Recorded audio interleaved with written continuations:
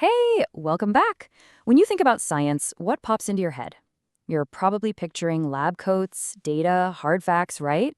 And what about philosophy? Maybe, big abstract thoughts in a quiet room. The two just seem like they're from completely different worlds. But what if that's all wrong? What if science actually needs philosophy just to do its job?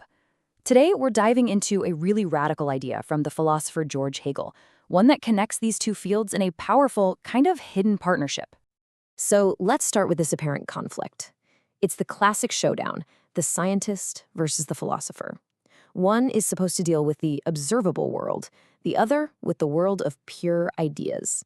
At least that's the story we're usually told. But I want you to really, for a second, think about it. In your mind, are they on different planets? Is a physicist speaking a totally different language than a philosopher? For most people, the answer is a big yes.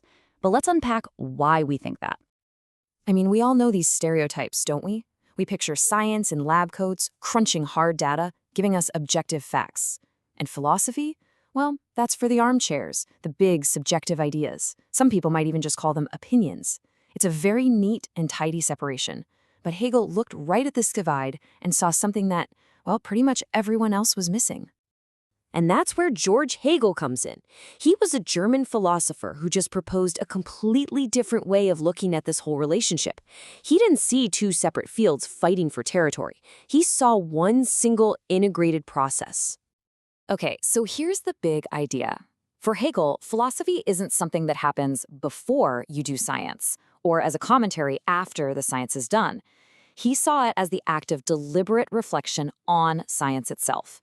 It's that moment when a scientist stops just collecting data and asks, wait, what am I actually doing here? What do these methods really mean? What are the hidden assumptions I'm making? This quote gets right to the heart of his entire argument. And I want you to really focus on that one word on your screen, within.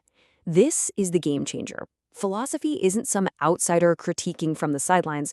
No, it's an essential internal function of what makes science good in the first place. You could almost think of it as the immune system of science, constantly checking up on its own health.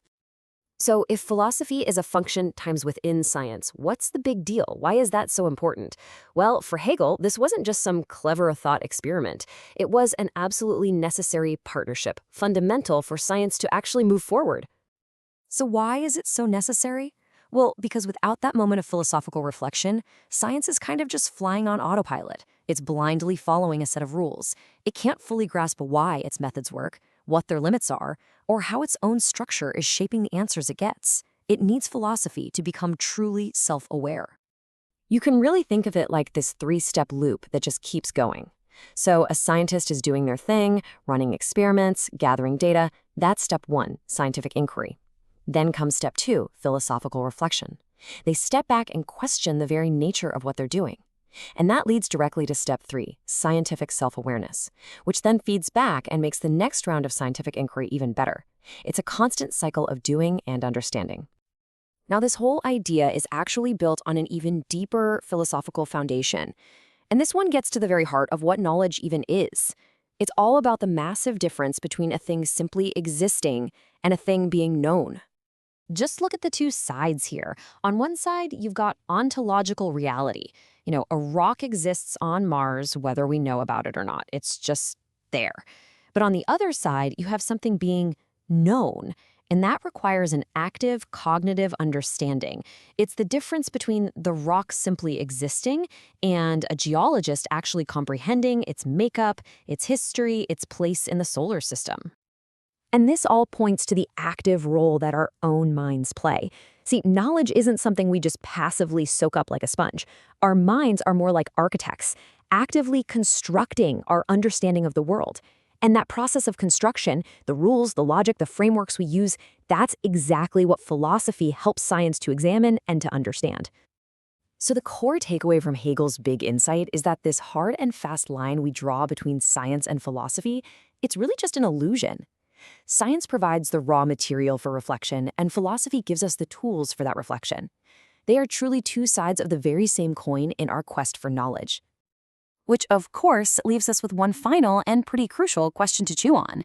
If science is all about the search for knowledge, how can it ever really succeed without also asking that most fundamental philosophical question of all?